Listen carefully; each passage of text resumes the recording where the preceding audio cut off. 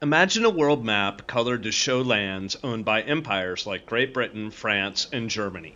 These countries had territories far from their own lands, in places like Africa and Asia, and they were all about grabbing resources and selling their manufactured goods. World War I was like a giant storm that rearranged the landscape. When the dust settled, the winners made new rules. Germany lost its overseas colonies, which were handed to Britain and France, but under a new tag called League of Nations Mandates.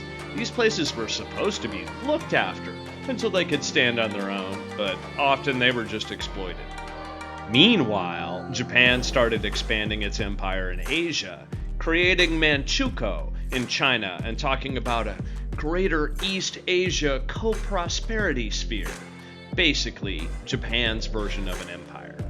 Not everyone liked being part of an empire. In India, the Indian National Congress started pushing back against British rule, aiming for independence. In West Africa, people started resisting French control, using strikes and gatherings to make their voices heard.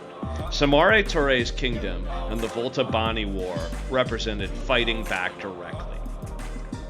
World War II was another big shakeup. It left the European powers weak, and a wave of independence movements swept across the globe. Many countries in Africa, Asia, and elsewhere said goodbye to their imperial rulers and became independent nations. Ghana, Algeria, Nigeria, Kenya, India, Pakistan, Indonesia, the Philippines, and much of Eastern and Central Europe, the former Soviet bloc, got their independence.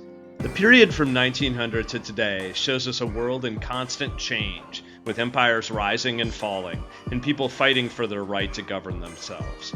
It's a reminder of the power of determination and the quest for independence that reshaped the world we live in. Who do you think should get their independence now?